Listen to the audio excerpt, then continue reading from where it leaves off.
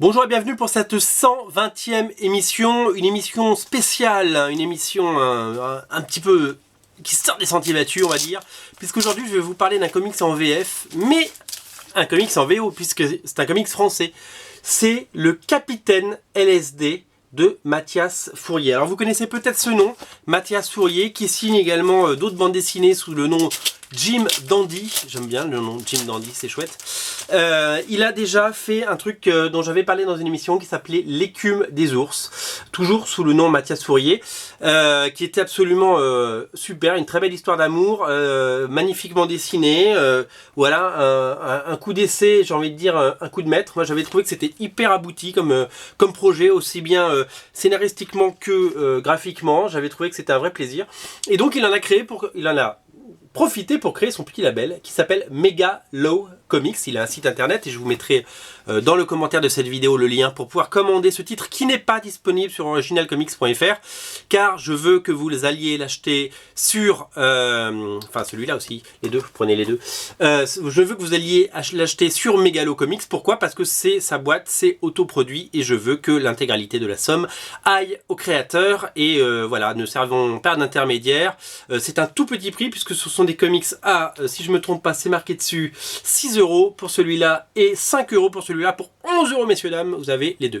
Donc ça, c'était une bande dessinée plutôt, bon non, je pense pas autobiographique, en tout cas, je pense pas, mais il y avait, on va dire, personnel. Et c'était une très très belle histoire. Et il a décidé de redonner vie à son Capitaine LSD. Il y a déjà une première bande dessinée qui est sortie du Capitaine LSD sous le nom de Jim Dandy.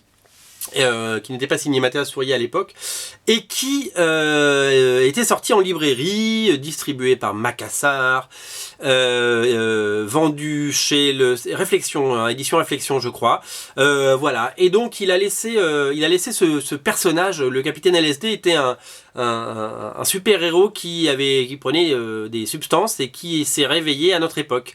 Et donc du coup ça avait créé des situations cocasses, assez drôles, et la bande dessinée était très chouette. J'avais beaucoup aimé à l'époque.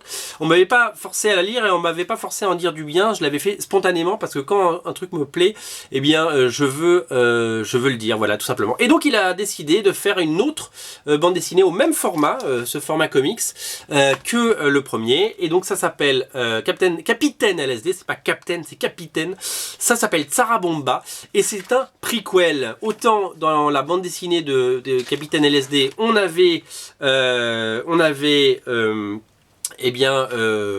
le Capitaine LSD qui arrive dans notre époque. Là pour le coup on est sur une bande dessinée où ça se passe, je veux pas dire de bêtises, ça se passe dans les années 80, voilà, tout simplement. Et donc il est pas tout seul puisqu'il est accompagné de Iron Butterfly et le Blaireau, qui sont ses acolytes. C'est une espèce de Justice League à la française, et ils vont partir mener l'enquête en Laponie, puisque le Père Noël a été enlevé.